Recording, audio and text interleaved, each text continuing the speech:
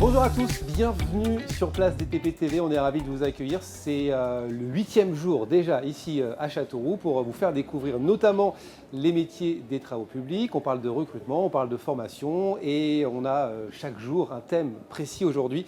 C'est le rendez-vous des canalisateurs, je suis ravi d'accueillir Leslie Laroche. Bienvenue Leslie, secrétaire générale des canalisateurs. C'est assez récent, depuis 2021. Vous êtes rentré, vous avez intégré les canalisateurs en octobre 2015 en qualité de chargé de projet. On parlera d'environnement, de transition écologique dans quelques instants. C'est quelque chose qui vous anime depuis plusieurs années maintenant. Première question quand même pour les gens qui nous regardent. Quelles sont les missions essentielles du syndicat des canalisateurs ?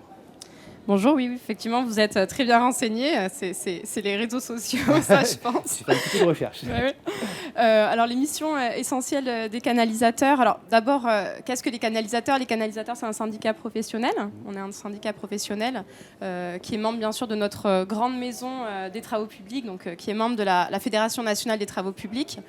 Les canalisateurs, c'est 330 entreprises adhérentes et puis ça grossit là, depuis 2 ans, dans toute la France, bien sûr, y compris en région Centre Val-de-Loire.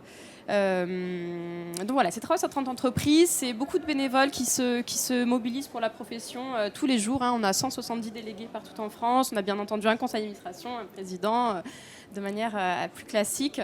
Donc voilà, le syndicat, c'est tout ça. Et nos missions essentielles, c'est bien sûr représenter la profession, écouter les adhérents, comprendre quels sont leurs enjeux, pouvoir y répondre au mieux. Et ça passe par tout un tas d'actions, comme toute fédération finalement, de fédération, de réaliser des événements pour que les entreprises puissent se retrouver, faire des partages d'expériences.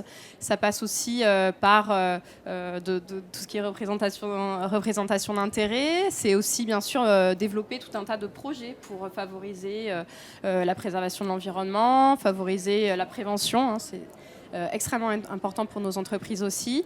La formation aussi, bien sûr, au sein des entreprises. Voilà. En fait, mettre en place tout un tas d'actions pour que la vie de nos entreprises soit facilitée. Finalement. On va revenir sur les enjeux justement dans quelques instants. Est-ce qu'on peut parler de recrutement ? Parce qu'on parle souvent de métiers, d'une filière sous tension. C'est le cas chez les canalisateurs, pardon. Oui, tout à fait. Alors c'est vrai que c'est le cas. Malheureusement, c'est un fait. C'est vrai que tous les métiers des travaux publics sont en tension actuellement et peut-être même un peu plus côté canalisateur, malheureusement aussi. Pourquoi c'est un métier qui n'est pas assez mis en avant ? On n'en parle pas assez ? Oui, je pense que malgré ce qu'on peut mettre en place en termes de promotion des métiers, c'est vrai que c'est souvent un métier qui est pas assez, qui n'est pas assez valorisé par rapport à l'importance que ce métier a, parce que c'est un métier où, alors bien sûr, il y a un métier invisible en fait. C'est ça, et puis bien sûr, c'est ça. C'est vrai qu'on a à la fois l'avantage et l'inconvénient finalement quand on construit des réseaux qui sont enterrés. C'est vrai que quand on construit des ponts, on peut être assez fier et dire j'ai construit, j'ai participé à construire, ça se voit. Et c'est vrai que les réseaux étant enterrés, il y a ce petit effet. Que nous on n'a pas. D'où l'importance d'en parler, de rendre visible l'invisible, ça revient souvent. Exactement, oui, c'est tout à fait d'ailleurs, c'était le thème d'ailleurs de la journée mondiale de l'eau le 22 mars dernier. Exactement. Justement, on va revenir sur cette journée mondiale de l'eau qui est mise en place depuis 1993 par les Nations Unies, c'est chaque 22 mars. Qu'est-ce qu'il en est ressorti de cette journée mondiale de l'eau ? On sait que l'eau est une ressource de plus en plus rare. Vous êtes inquiète par rapport à ça ?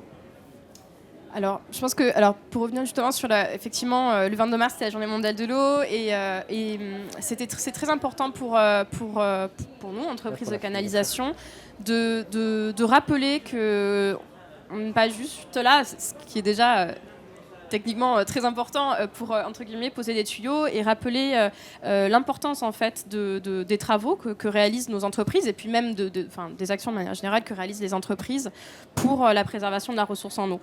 On parle souvent de petits cycles de l'eau, de grands cycles de l'eau. Cette définition existe de fait. Il y a un cycle domestique et un cycle plutôt naturel, petit et grand cycle. Mais c'est la même eau. Donc voilà, il faut la préserver. Et c'est important pour nous de montrer que les entreprises de canalisation sont à 100%, comme bien sûr tout le reste de la chaîne, tout le reste de la filière de l'eau, sont vraiment acteurs à 100% de la préservation de cette ressource. Et effectivement, alors plus rare Je sais pas, c'est peut-être plus une histoire de répartition de l'eau qu'une quantité globale de l'eau sur toute la planète. C'est plus voilà, cette histoire de répartition qui est importante, et c'est pour ça qu'il faut préserver la ressource en eau, parce que le jour où effectivement on en manquera sur certains territoires,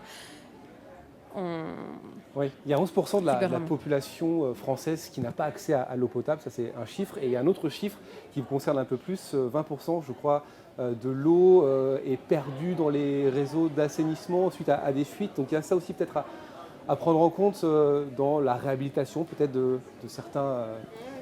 Oui, tout à fait. Alors, sur les réseaux d'assainissement, c'est vrai que les statistiques sont malheureusement un peu moins développées, mais sur les réseaux potables, on a des chiffres très très précis partout en France. Et à l'échelle nationale, il y a 20% de l'eau donc, qui est pompée, en partie des nappes phréatiques, mais pas que, qui est pompée, qui est traitée. Donc tout ça, c'est de l'énergie. Et qui est partiellement acheminée, puisqu'effectivement, avant d'arriver au robinet des particuliers ou des entreprises, cette eau se fuit en fait par des réseaux et se retrouve dans la nature. Et alors, c'est dommage, pourquoi ? Parce que c'est de l'eau déjà qui a été pompée, pas toujours, mais parfois à des endroits où la ressource en eau est en tension et qui ne sert pas sa fonction première d'alimenter en eau les acteurs économiques ou non économiques. Et c'est aussi de l'énergie, parce que bien sûr, pour pomper, pour traiter cette eau, c'est de l'énergie, c'est des produits. Et 20%, c'est pas anecdotique. C'est pas 2, c'est pas 3, c'est pas 4. C'est une masse d'eau qui est très importante. C'est 1 milliard de mètres cubes sur la France encore entière. Une fois, ça se voit pas, on le voit pas, nous. C'est ça, vous exactement. Le savez, et nous, on le voit pas. Voilà, c'est ça. Donc, c'est ce message aussi qu'on essaye de faire passer, que de dire que 20%, c'est trop et qu'il faut entretenir ces réseaux pour ne pas perdre cette eau.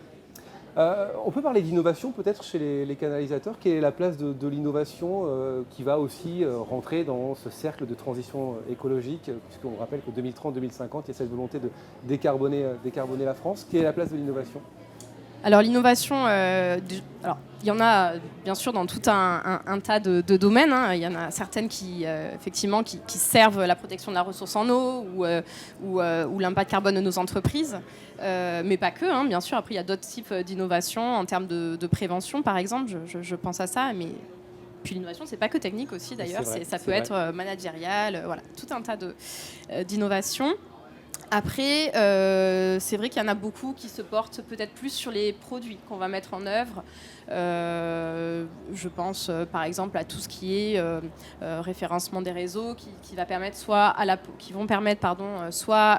Poste d'avoir des informations sur les réseaux et qui va donc servir in fine une certaine gestion patrimoniale pour les collectivités et permettre donc de protéger de mieux connaître les réseaux, parce que ça aussi c'est un autre cheval de bataille. On connaît pas assez bien nos réseaux en France. Donc voilà, il y a plein d'innovations sur les produits, sur tous les outils, toutes les machines bien sûr que nos entreprises utilisent, qui vont permettre soit de baisser l'impact carbone, soit de préserver la ressource en eau. On parle d'empreinte carbone, mais il y a le changement climatique aussi qui fait que l'eau est une ressource très importante. On va parler un petit peu de vous. Vous êtes rentré dans cette filière en 2015, je le disais. Qu'est-ce qui vous a plu dans les travaux publics ? Mais je trouve ça absolument passionnant, parce que c'est un métier où les salariés des travaux publics œuvrent chaque jour, pas forcément d'ailleurs dans les réseaux d'eau potable, d'assainissement, de gaz, dans toutes les spécialités des travaux publics. On œuvre vraiment chaque jour pour le quotidien de absolument tout le monde finalement, parce que tout le monde utilise plus ou moins les infrastructures. Donc on a vraiment ce sentiment d'être utile en fait, tout simplement. Alors c'est un peu prétentieux, mais voilà, à titre plus personnel, je me sens utile d'aider les entreprises adhérentes pour justement qu'elles mènent le mieux possible leur mission et que finalement elles participent au quotidien de tous les citoyens. Avec cette volonté de préserver l'environnement, vous l'avez depuis longtemps, cette notion d'écologie, de transition écologique, c'est quelque chose qui vous anime, vous, depuis longtemps ? Alors, moi, à titre personnel, oui, mais surtout, les entreprises, surtout, l'ont. Et c'est vrai qu'on a beaucoup de chefs d'entreprise qui se saisissent sincèrement du sujet.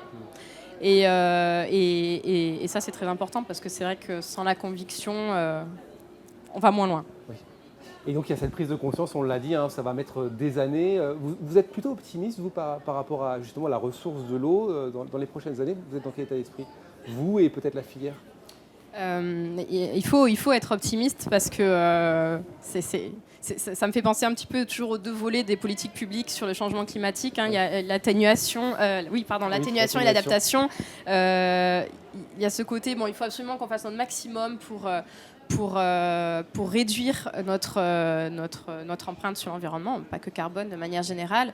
Et à la fois, on sait que malheureusement, c'est en marche et qu'il faut aussi peut-être en partie accepter que c'est en marche et qu'il va donc, au-delà de l'atténuation, il va falloir s'adapter au changement climatique. Et là aussi, les infrastructures ont un rôle à jouer, un rôle de résilience par rapport aux chocs qu'il peut y avoir qui sont induits par le changement climatique. Ça a été le thème d'ailleurs, je crois, du 22 mars dernier, eau et changement climatique entre urgence et résilience. Dernière question sur Place DTP 2022 qui est là pour mettre en avant les métiers des travaux publics. Je vous ai vu faire un petit tour ici à Châteauroux. Quel est votre sentiment aujourd'hui? C'est un très bel événement, mais en plus la météo est absolument parfaite. Hein. Je pense que les organisateurs auraient voulu choisir une météo idéale et ça aurait été celle-là.